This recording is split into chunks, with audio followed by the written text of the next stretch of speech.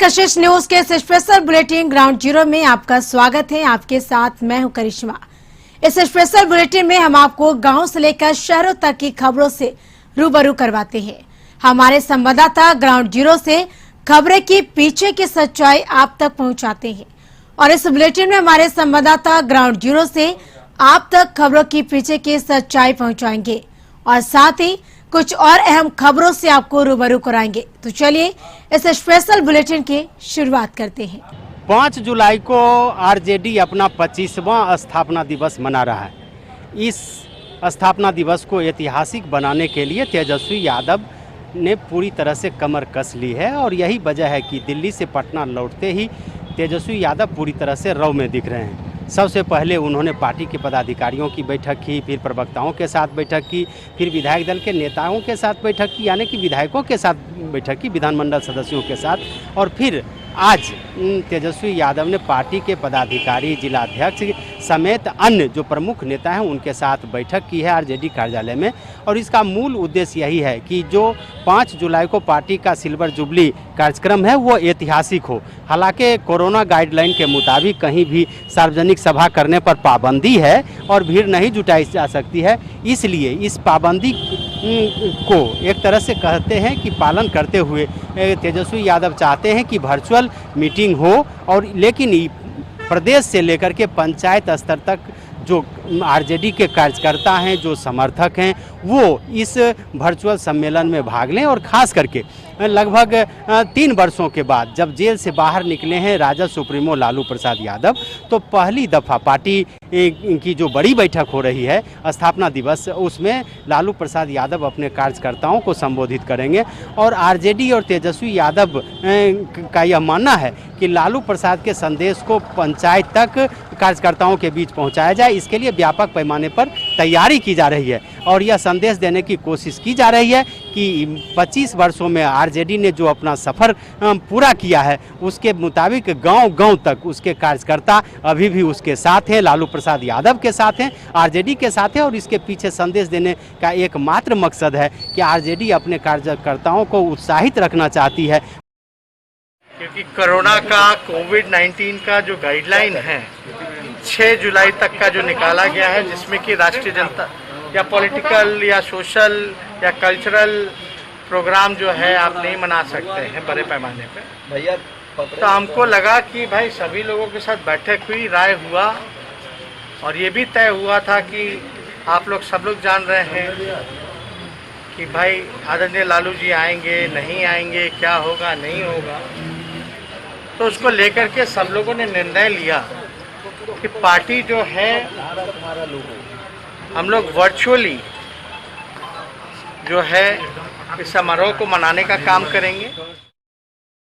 आज की बैठक निश्चित तौर पे स्थापना दिवस को लेकर के चल रहा है, क्योंकि आदरणीय लालू प्रसाद जी निश्चित तौर पे आते हैं, लेकिन अभी के परिस्थिति में जो उनके हालात चल रहे हैं और जो 6 तारीख तक लॉकडाउन को देखते हुए प्लानिंग उसी ढंग से है कि वर्चुअल मीटिंग ऐसी हो कि जो स्टेट लेवल से चलते चलते जिला लेवल और पंचायत स्तर तक चला जाए। और लोग को, हमारे वर्कर को उम्मीद भी है कि आदरणीय लालू प्रसाद जी रूबरू हो करके उनसे कुछ संवाद भी स्थापित करें तो लोग को अच्छा भी लगेगा। बार बार तेजस्वी यादव यह बोल रहे हैं कि प्रदेश में कभी भी कोई भी बड़ा राजनीतिक समीकरण बदल सकता है, सत्ता पलट सकती है नीतीश कुमार की, हो सकता है कि आरजेडी को वो अवसर मिले। तो ऐसी स्थिति में कार्यकर्ताओं का उत्साह वर्धन करने के लिए, उसमें जोश भरने के लिए राजद सुप्रीमो लालू प्रसाद यादव का संदेश एक तरह से संजीवनी का काम करेगा। अब देखना यह है कि आरजेडी ने जो वर्चुअल मीटिंग बुलाई है स्थापना सम्मेलन के बहाने, वह कितनी कारगर हो पाती है, कितने कार्यकर्ता इस वर्चुअल मीटिंग में शामिल हो सकते हैं। लेकिन इतना जरूर कह सकते हैं कि आरजेडी में नई जान फूंकने के लिए तेजस्वी यादव ने कवायद शुरू की है और इसका क्या फल मिलेगा वो आने वाला वक्त बताएगा। अशोक मिश्र, कशिश न्यूज, पटना।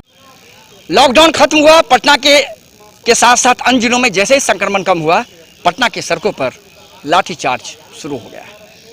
जी हम आपको इसलिए कर रहे हैं कि आज एसटीटी अभ्यर्थियों का हंगामा प्रदर्शन पटना के इको पार्क के पास चल रहा था। प्रतिबंधित इलाका है, वो लोग शिक्षा मंत्री विजय चौधरी के घर का घेराव करना चाह रहे थे। लेकिन पुलिस पहुंची, पुलिस ने उन्हें समझाने की कोशिश की, लेकिन वो नहीं माने और भीड़ काफ़ी हो गई। अंततः पुलिस को लाठीचार्ज करना पड़ा। इस पूरे मामले में एसटीटी अभ्यर्थियों का कहना है कि जो नियुक्ति प्रक्रिया है वो गलत है और जितने क्वालिफाइड लोग हैं उन सभी लोगों की नियुक्ति होनी चाहिए। अन्य कई मांगों को लेकर ये लोग शिक्षा मंत्री के आवास का घेराव करना चाह रहे थे और शिक्षा मंत्री से मिलना चाह रहे थे, लेकिन इलाका प्रतिबंधित, आपको पता है पटना हाईकोर्ट के निर्देश के अनुसार उन इलाकों में आप 5 से ज़्यादा लोग एक जगह खड़ा नहीं हो सकते, जबकि इनकी संख्या 500 से ज़्यादा थी। हंगामा हुआ, झड़प हुई पुलिस के साथ, पुलिस ने लाठीचार्ज कर दिया, दौड़ा के पीटा गया है, कई अभ्यर्थी घायल हुए हैं, उसमें एक मजिस्ट्रेट भी शामिल है जिनके पैर में चोटें लगी हैं। लगभग आधे घंटे तक पूरा इक्को पार्क का इलाका रण क्षेत्र में तब्दील रहा। हंगामा ज़्यादा होता देख भारी संख्या में पुलिस फोर्स को तैनात किया गया है, कई लोगों को हिरासत में लिया गया है और फिलहाल स्थिति पर नियंत्रण करने का प्रयास किया जा रहा है। वहां से लाठी खाने के बाद ये लोग तेजस्वी यादव के पास पहुंचे और तेजस्वी यादव ने यहाँ कहा कि ये सरकार बेशर्म हो चुकी है, नीतीश कुमार थक चुके हैं और ये सरकार छात्र छात्राओं पर अभ्यर्थियों पर लाठीचार्ज कराती है, नौकरी देती नहीं है और लाठीचार्ज कराती है। तेजस्वी यादव ने एसटीटी अभ्यर्थियों पर लाठीचार्ज के बाद नीतीश कुमार पर जमकर निशाना साधा और कहा कि निश्चित तौर पर जनता ने जो जनादेश दिया था उसे संभाल नहीं पा रहे हैं और नीतीश कुमार जितने थके हुए मुख्यमंत्री है, शायद इससे ज़्यादा थका हुआ मुख्यमंत्री किसी राज्य का नहीं हो सकता। सवाल सीधा था कि विपक्ष भी अब राजनीति रंग में आ गया है और एसटीटी अभ्यर्थियों पर लाठीचार्ज के बाद एक तरफ पुलिस मोर्चा संभाल रही है, दूसरी तरफ तेजस्वी यादव ने सरकार पर जमकर हमला बोला है। मुर्गोबालम, कशिश न्यूज, पटना। नक्सलियों के खिलाफ बिहार में लगातार अभियान चल रहा है और इस अभियान में स्थानीय पुलिस के साथ ही अर्धसैनिक बलों की टीम अलग अलग जिलों में काम कर रही है, चाहे वह सीआरपीएफ हो, कोबरा हो, एसएसबी हो या बिहार की एसटीएफ हो। अलग अलग जिलों में इनपुट के आधार पर कार्रवाई कर रही है और इसके साथ ही जब सर्च अभियान चलाया जाता है समय समय पर, जिसमें नक्सलियों के साथ मुठभेड़ भी होती है।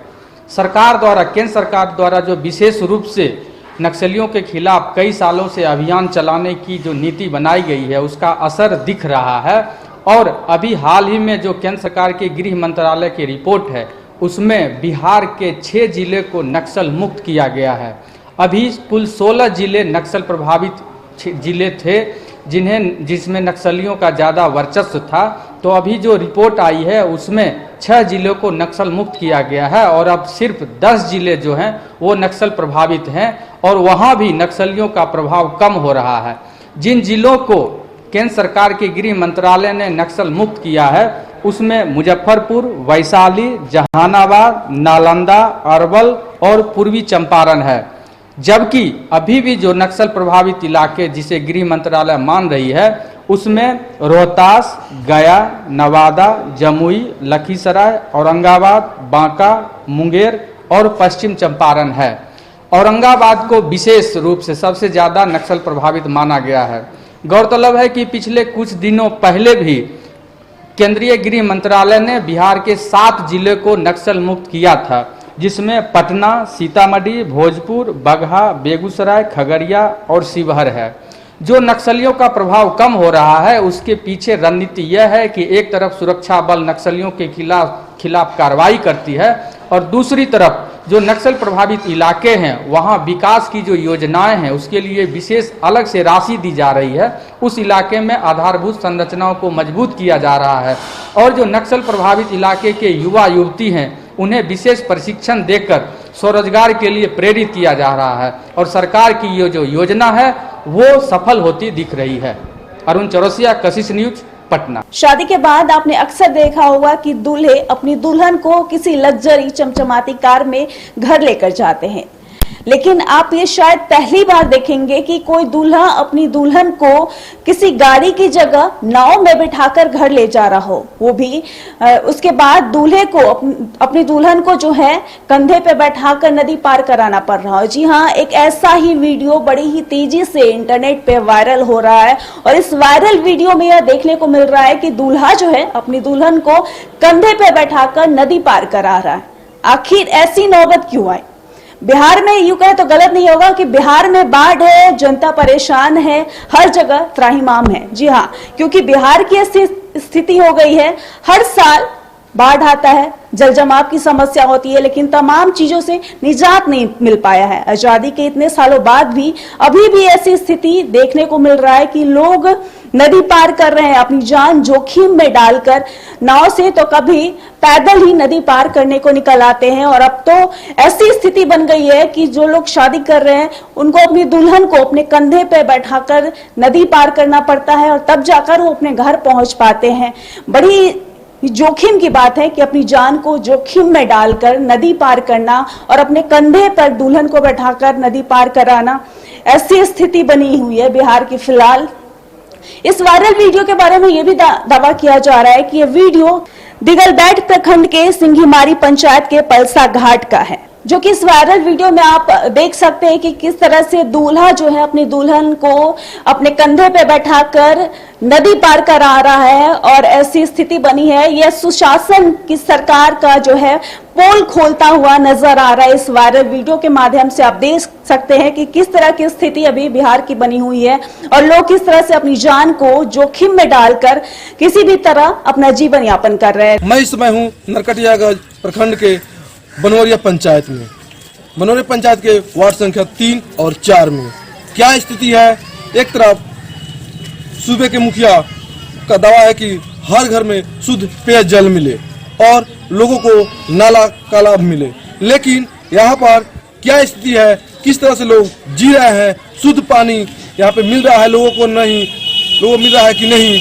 आइए यहाँ के स्थानीय लोगों से भी हम लोग बात करते हैं और क्या स्थिति है यहाँ के नल जल का, क्या स्थिति है नाला का, क्या स्थिति है शौचालय का।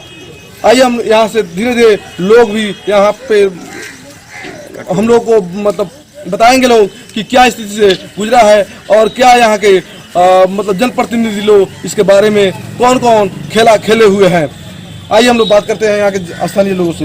ये कशिश न्यूज के कार्यक्रम में आपका स्वागत है और आप लोग स्थानीय यहाँ के हैं और यहाँ पे सबसे शिक्षित व्यक्ति आप ही दिख रहे हैं।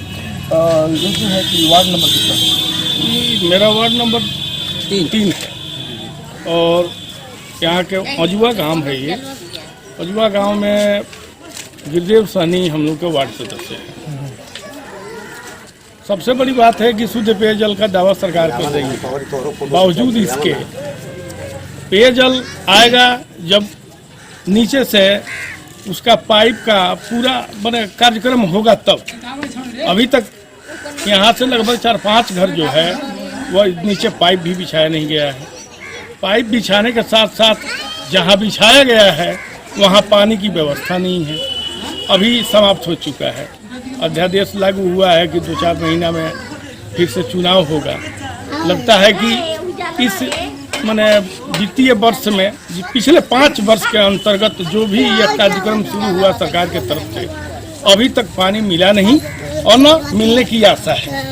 दूसरी बात, नाला बना तो इसमें कहा गया कि नाला के ऊपर स्लैब आपके घर के सामने रखा जाएगा। स्लैब के तक का निर्माण नहीं हुआ, जिससे जल निकासी सही समय से होता नहीं है और दरवाजे पर दूषित पानी लोगों को मतलब मिलता है जिससे बीमारियों का खतरा रहता है। प्रखंड के बनोरिया पंचायत की वार्ड संख्या 3 और 4 का नल जल का और नाली का भी जायजा लिए, लेकिन वार्ड संख्या 3 के जो पूर्व वार्ड सचिव थे और उनसे हम बात करते हैं कि किन कारणों से मतलब यहाँ पे नल जल का पानी बंद है और कब तक चालू होगा। ये कशिश न्यूज के कार्यक्रम में आपका स्वागत है और कशिश न्यूज की टीम यहाँ तक पहुँच गई है कि मतलब वार्ड संख्या 3 का आप वार्ड सचिव भी मतलब है अभी है नहीं। हम वार्ड सचिव तो थे, अभी इस्तीफा भी नहीं डाले हैं, लेकिन हमारे जो है हम उनसे काम के लिए बोले थे जब तक काम नहीं होगा पैसा का निकासी नहीं करेंगे। इसमें ग्राम सेवक हो कुछ नहीं होगा,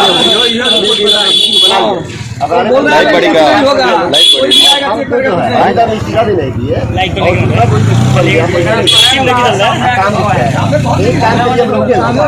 मेरा काम भी नहीं हुआ और पैसा पैसा हटा दिया जाएगा, ये हमको समझ में गया। तो इसके लिए आप हमको जो है ठीक है मैंने बदला गया सचिव दूसरा, तो हमसे इस्तीफा लेना चाहिए ना जी, हमारा इस्तीफा होना चाहिए ना, वहाँ पे पैसे बदल दिया जाएगा। ये पंचायत के जो है कि यहाँ पे पानी थोड़ा हम भी इसका स्वाद ले लें। पानी नहीं कितना का ना पानी है ये नहीं है तो पानी पानी इसमें आ रहा है ना? ना नहीं आ रहा है। पानी तो आ रहा है। कहाँ आ रहा है? पानी नहीं आ रहा है। नहीं आ रहा है। अगर इसके लिए आप लोग 300 वाट की बात नहीं करते हैं। कई बार बोले हैं, कह रहा है कि जी लाइन का वो करेंगे तो आएगा, कब आएगा नहीं आएगा। आधार कार्ड का नंबर सब ले लिया है, लेकिन पानी आज तक नहीं आया। अच्छा, यहाँ पे जो है कि नल जल का पाइप तो ऊपर लगा दिया। हाँ, वो सारा ऊपरे है। लेकिन उससे मतलब आप लोग को क्या लगता है बरसात के दिनों में? बरसात के दिन बच्चे लोग भी गिर जाते होंगे। हाँ, गिरेंगे, पैर में फंसेगा तो गिरेंगे। यानी कि नल जल का जो पोल यहाँ पे टूट रहा है, किस तरह से यहाँ पे मानक विहीन कार्य कराया गया है, जो कि इसका गवाह जीता जागता गवाह ये जो है नल जल का पाइप ही दे रहा है। फिलहाल रुकते हैं एक छोटे से ब्रेक के लिए। ब्रेक के बाद भी ग्राउंड जीरो से हमारी एक खास रिपोर्ट जारी रहेगी। इसके बाद आपका स्वागत है। ग्राउंड जीरो से खबरों के सिलसिले को आगे बढ़ाते हैं, और वो खबर जो आम लोगों से जुड़ी हुई है, जिसका आम लोगों के जनजीवन पर खासा प्रभाव पड़ रहा है। तो देखिए ये खास खबर। के लोहेवा थाना क्षेत्र के कनकनी में विगत पिछले महीने नाली विवाद में चाकूबाजी में एक रोशन की मौत मामले में परिजन और सैकड़ों समर्थक आज लोहेवा थाना का घेराव कर पुलिस के खिलाफ कर रहे हैं प्रदर्शन। रामधीर वर्मा चौक में धरना प्रदर्शन करेंगे, वहाँ भी नहीं होगा, आगे तक जाएंगे। लेकिन हम अपने बच्चे के लिए जान देने के लिए तैयार हैं। क्या मेरा बच्चा नहीं तो हम लोग क्यों? आज वो आदमी छूट गया था, दूसरे को मरता है तो क्या रिस्क लेगा? सर ये पुलिस रिस्क लेगा कि हाँ दूसरे का हो सकता है कल हम मेरा बेटा है, तो वो अगर कुछ होगा तो रिस्क लेगा पुलिस। मामला था लोहेवाद थाना क्षेत्र के कनकनी बस्ती का, जिसमें नाली विवाद में एक की मौत हो गई है और एक जिंदगी और मौत से जूझ रहा है। परिजन का आरोप है कि पुलिस एक तरफा कार्रवाई कर रही है, जिसके कारण आरोपी आज भी खुलेआम घूम रहे हैं। अब देखना यह होगा कि पुलिस कब तक आरोपियों को गिरफ्तार कर पाती है। बागमारा से कशिश के लिए सुधीर सिंह। से कोरोना के संक्रमण में गिरावट देखी जा रही है और अनलॉक 3 जो किया गया है उसके बाद कहीं ना कहीं लोगों में लापरवाही देखी जा रही है, चाहे मास्क को लेकर कह लें या सोशल डिस्टेंसिंग को लेकर कह लें, तो कहीं ना कहीं लापरवाही। आप हमारे पीछे नज़ारा देख सकते हैं कि एक स्पेशल ड्राइव चलाया गया आज कटिहार में कि लोगों का मास्क चेकिंग किया जा रहा है और लोगों से फाइन वसूला जा रहा है। लोगों में स्वयं ये जागरूकता होनी चाहिए कि कोरोना अभी गया नहीं है। कोरोना के दौरान जो भी प्रोटोकॉल है उस प्रोटोकॉल का पालन किया जाना चाहिए। आप नज़ारा देख सकते हैं कि तमाम जो पुलिस पदाधिकारी हैं तमाम लोगों का मास्क चेकिंग कर रहे हो कि वो मास्क पहने हैं कि नहीं।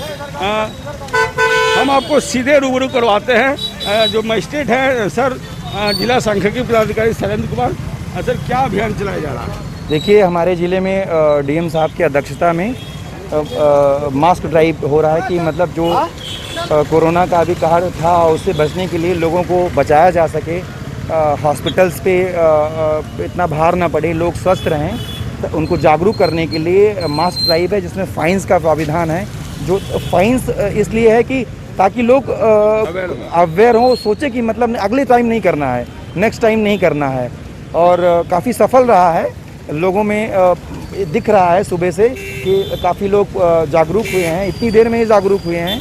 आगे भी उनके द्वारा प्रॉमिस भी किया गया है कि वो अब मास्क कभी नहीं उतारेंगे, हमेशा उसका पालन करेंगे। Thank you. हाँ, फाइन किया जा रहा है। 50 रुपये का फाइन है सरकार के द्वारा।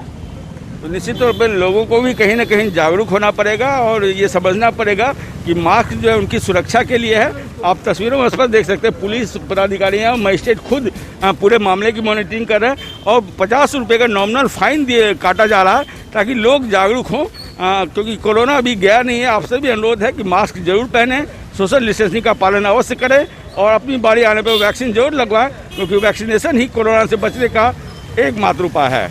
रितेश रंजन, कशिश न्यूज, कटिहार। बिहार में जो लगातार कहीं न कहीं आतंकी जो घटनाएं घट रही है, बम जो वर्तमान में कई जिलों में रखा गया, विस्फोट भी हुआ, उसके बाद महाबोधि मंदिर को अलर्ट किया गया। यहाँ का जो सुरक्षा व्यवस्था है, लगातार यहाँ के जो अधिकारी है वो जांच करते रहे और दिशा निर्देश देते रहे कि इस मंदिर को जितनी जवाबदेही जिला का सुरक्षा अधिकारियों के उतना ही यहाँ के एक एक जो सिपाही जो जवान हैं उनकी भी जिम्मेदारी बनती है।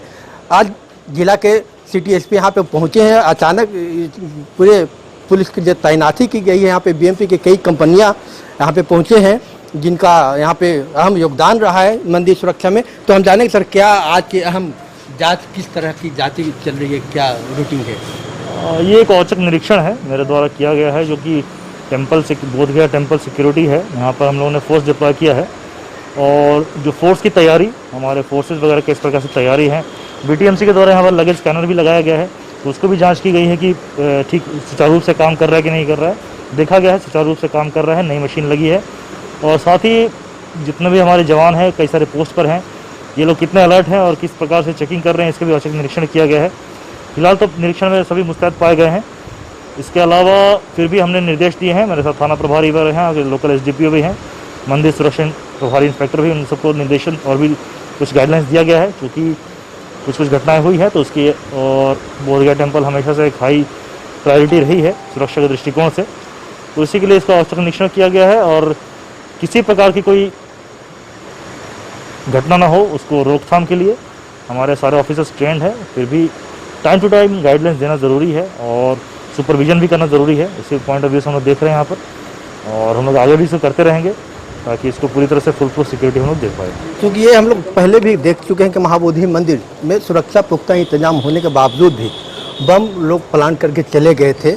और इस बार जो बिहार में जो गतिविधियाँ, क्या कि कोई इनपुट अभी मिली है क्या बोधगया से संबंधित? ऐसा नहीं, जनरल अलर्ट है सभी को, सभी टाइम टू टाइम आते रहते हैं और टाइम टू टाइम हम लोग रेगुलर बेसिस पे चेक करते हैं।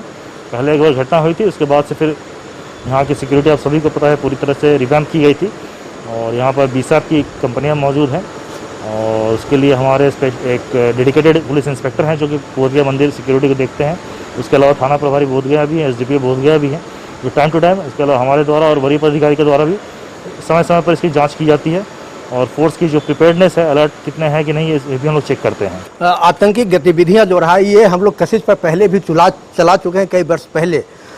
और आज के भी दौर में आतंकियों का जो गतिविधि है बिहार में जो देखी जा रही है, एटीएस की टीम, एनआईए का टीम जो जांच कर रहे हैं, उनके अधिकारियों को द्वारा जांच की जा रही है। कहीं न कहीं महाबोधि मंदिर को बेहतर सुरक्षा प्रदान करने के लिए चिंता बिहार सरकार, उनके अधिकारियों की बनी हुई है, जिसकी वजह से तकरीबन अभी 7:30 बजे हैं। अब जिला के वरीय अधिकारी महाबोधि मंदिर की सुरक्षा के जायजा लेने के लिए पहुंचे हैं। और इससे इनकार नहीं किया जा सकता है कि महाबोधि मंदिर आज भी आतंकियों के निशाने पर है, क्योंकि आतंकियों के निशाने पर होने की इनपुट जो देश के कई खुफिया एजेंसियां हैं उनके द्वारा भी अलर्ट जारी किया जा चुका है। और उन सभी बिंदुओं पर ध्यान में रख करके गया के सिटी एसपी राकेश कुमार एक एक बिंदुओं पर जांच कर रहे हैं। उनके द्वारा अधिकारियों को दिशा निर्देश दिया जा रहा है। जो है कि जो तमाम पुलिस फोर्सेज जो यहाँ पे तैयार हैं, खड़े हैं, जिम्मेदारियां बनती हैं, उन्हें बेहद हर कदम पे सावधानियां बरतने के लिए कहा जा रहा है। मैं गया बोधगया से कशिश के लिए Rajesh Kumar. Janakpur road railway station पे, ये सीतामढ़ी और दरभंगा के बीच का ये आदर्श रेलवे स्टेशन है। अंग्रेज़ों के ज़माने का ये बना रेलवे स्टेशन है। अपने आप में एक बहुत ही बड़ा नाम है जनकपुर रोड रेलवे स्टेशन का, चूँकि सीतामढ़ी जहाँ पे माँ जानकी का जन्मस्थली है और वहाँ से जनकपुर धाम जहाँ जो जाना है, नेपाल में पड़ता है जनकपुर धाम, वो एकमात्र किसी ज़माने में ये रास्ता था जिसकी वजह से इस जगह का नाम जनकपुर रोड पड़ा। जनकपुर धाम जाने का एकलौता ये रास्ता था उस ज़माने में, और यही वजह है कि ये जनकपुर रोड के नाम से जाना जाता है। जहाँ जनकपुर धाम में राजा जनक जी का स्थल है, वहाँ पे उनका घर है उस ज़माने से, और कई मायने में ऐतिहासिक और यूँ कहें कि धार्मिक दृष्टिकोण से भी ये रेलवे स्टेशन काफ़ी महत्वपूर्ण माना जा रहा है। ऐसे में एक सबसे गंभीर समस्या जो इस रेलवे स्टेशन की है, जो अभी हल्की बारिश के जस्ट बाद ही यहाँ पे आप पीछे देख सकते हैं कि यहाँ पे किस तरह से पानी जमा हुआ है और इससे बदबू आ रही है। यहाँ से आने जाने वाले लोगों को इस गंदे पानी के रास्ते रेलवे स्टेशन पे जाना होता है, और यही वजह है कि यहाँ के अक्सर लोग परेशान रहते हैं। कभी कभी बच्चे और बुजुर्ग इस पानी में गिर करके उनके कपड़े खराब हो जाते हैं। इतना ही नहीं, जब इस चीज़ की जानकारी के लिए अंदर जब मैं गया अंदर स्टेशन मास्टर से मैंने सोचा कि उनसे हम ये जानकारी लें कि आखिर ये जल जमाव जो यहाँ पे है काफ़ी हर वक्त जब भी बारिश का ज़माना आता है लोग 2 से 3 महीने इस गंदे पानी के रास्ते जाने को मजबूर हो जाते हैं। जब मैं स्टेशन मास्टर से मैं मिलने पहुंचा तो उनकी हालत को देख करके मुझे ये लगा कि इनसे मैं क्या कंप्लेन करूं, क्योंकि स्टेशन मास्टर का जो कमरा है जहां पे खुद स्टेशन मास्टर बैठ करके अपनी ड्यूटी करते हैं उसमें भी पानी भरा हुआ था। अंदर जो मशीनें हैं जहां पे रेलवे की सारी सिग्नल्स वगैरह जो भी मशीनें हैं, अंदर जो मशीन का रूम है वहाँ भी पानी भरा हुआ था। जब हमने उनसे ये बात किया, उनसे जानने की कोशिश की तो उन्होंने कहा कि इसके लिए जो मैकेनिकल डिपार्टमेंट है PWI इसके लिए जिम्मेदार है। PWI चूँकि यहाँ पे उनका क्वार्टर है, क्वार्टर पे जब मैं मिल करके इस चीज़ की जानकारी लेने वहाँ पहुँचा, मैंने उनसे ये जानने की कोशिश की कि आखिर यहाँ पे जो जल जमाव है इसका उनके पास क्या उपाय है या उन्होंने इसके लिए कोई कोशिश किया है या नहीं किया है। जब मैं उनके एक आवास पे गया तो उनके आवास बंद मिले, उनके कार्यालय में कोई भी आदमी चपरासी तक वहाँ पे दिखाई नहीं पड़ा। कितना दिन से पानी जमा है यहाँ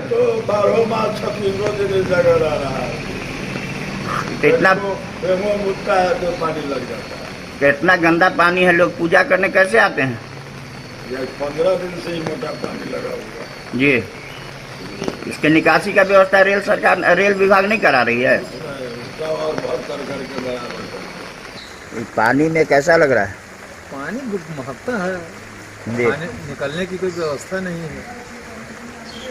क्या होना चाहिए इसमें? साफ सफाई रहना चाहिए। बाथरूम का सुविधा नहीं है। अगर कभी लेडीज अगर जेंट्स हो अगर जरूरी हो जाए कहाँ जाएगी? बाथरूम तो है बना हुआ उधर। नहीं सर, नाकाम है वो। कामयाब रहता तो इस बुब्बी का नाम होता। यही वजह है कि ये हकीकत से हम रूबरू अपने दर्शकों को नहीं करा पा रहे हैं कि आखिर इस पानी यहाँ पे जो गंदा पानी जमा है काफ़ी दिनों से, हल्की बारिश के बाद ही, अभी बरसात का 2 महीना पूरी तरह से बाकी है। ऐसे में आने वाले दिनों में इस स्टेशन पर जो मुसाफिर आएंगे उनकी हालत और भी बुरी होने वाली है, क्योंकि वहाँ पे PWI का क्वार्टर बंद मिला, जिसकी वजह से हम ये जानकारी नहीं मिल पाई। चूँकि स्टेशन मास्टर जो यहाँ पे मौजूद है ऑन ड्यूटी थे फिदा हुसैन साहब ने ये बताया कि यहाँ पे जो भी असुविधाएं हैं उसके लिए पूरी तरह से PWI जिम्मेदार है। हम अभी कुछ देर पहले वहाँ जब मैं गया था शौचालय की स्थिति, चूँकि कुछ यहाँ पे मुसाफिरों ने ये बताया कि यहाँ जो शौचालय है वो काफ़ी दिनों से बंद पड़ा है, उसमें ताला लटका हुआ है। जब मैंने उसका मुआयना किया तो वहाँ पे जो ताले पड़े हुए थे उसको देखने से कोई भी आदमी बखूबी अंदाज़ा लगा सकता है कि महीनों से यहाँ का शौचालय बंद पड़ा है। ये कितने दुख की बात है, एक आदर्श रेलवे स्टेशन का शौचालय खड़ा पड़ा हुआ हो, जल जमाव की ये हालत बनी हुई हो। रेलवे ट्रैक जो एक इम्पोर्टेंट पार्ट होता है रेलवे का, रेलवे ट्रैक भी पानी में डूबा हुआ है। कब वो रेलवे ट्रैक उखड़ जाएगा इसकी कोई गारंटी नहीं है। बावजूद इसके विभाग कितना निष्क्रिय है। आप जब आप ये पानी में डूबे हुए रेलवे ट्रैक को देखेंगे तो आप बखूबी अंदाजा लगा सकते हैं कि विभाग कितना निष्क्रिय बना हुआ है। मैं एहसान दानिश, कशिश न्यूज, सीतामढ़ी। इसके साथ इस ग्राउंड जीरो में फिलहाल इतना ही। आप बने रहे कशिश न्यूज के साथ। नमस्कार।